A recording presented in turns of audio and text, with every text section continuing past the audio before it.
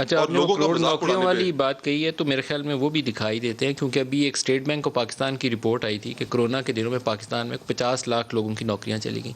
پھر کرونا کی وبا سے ہم نکلے ہیں تو اس میں سے 35-40 لاکھ لوگوں کو نوکریاں دوبارہ مل بھی گئی ہیں. تو یہ 1 کروڑ تو بن جاتی ہے، 50-55 لاکھ کو نکالا، 35-40 لاکھ کو تعداد پوری ہو جاتی ہے. لیکن یہ غیر سنجیدہ معاملہ نہیں ہے وزیر صاحب. جاتے ہیں جب آمدن نہ ہو گھر میں، بچوں کو کھلانے کو روٹی نہ ہو. کہا کیا وزیر صاحب نے، دکھائیے گا جی. 40,000 نوکری تو صرف ہیلتھ ڈپارٹمنٹ پنجاب نے نوکری دی ہے، اور اس کے بعد جو لوگ باہر گئے ہیں تقریباً 16.5 لاکھ لوگ جو ہیں وہ پاکستان سے باہر اوورسیز پاکستانیز میں جو ہیں وہ گئے ہیں. اس کے ساتھ میں آپ کو باقی تمام محکموں سے نوکریوں کی لسٹ دے کے دوں گا. 3 سال میں 1 کروڑ نوکریوں سے کہیں آگے جا چکا ہے کام.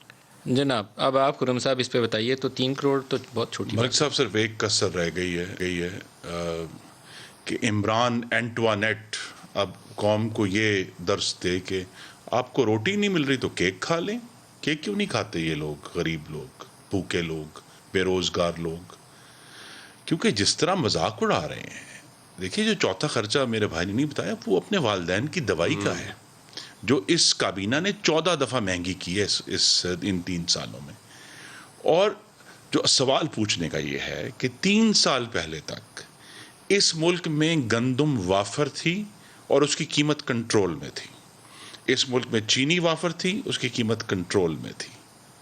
اب کون سی نحوست آئی ہے کہ وہی ملک جو 3 سال پہلے تک بہت حد تک اپنے خوراک کے معاملے میں خود مختار تھا، اب ہمیں وزیر خزانہ ہر 2 دن بعد کہتے ہیں پاکستان نیٹ فوڈ امپورٹر بن گیا.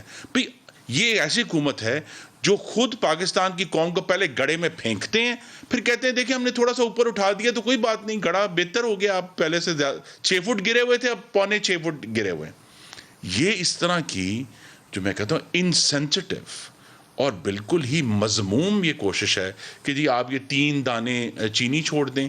آپ نے شاید غالباً جو وزراء کو ابھی ایک وزیر صاحب کو نکالا ہے پنجاب میں، ان کو شاید انہوں نے شاید 3 دانے زیادہ ڈال دیے ہوں گے، یا اس سے پہلے جو نکال رہے ہیں، یا ابھی اس حکومت میں یوں لگتا ہے کہ سیمیسٹر سسٹم ہے کہ جی یہ تابش گوہر آئے وہ 2 سیمیسٹر چلے پھر چلے گئے، یہاں مشیر صحت آئے ڈاکٹر ظفر صاحب وہ رہے 2 سیمیسٹر وہ بھی چلے گئے.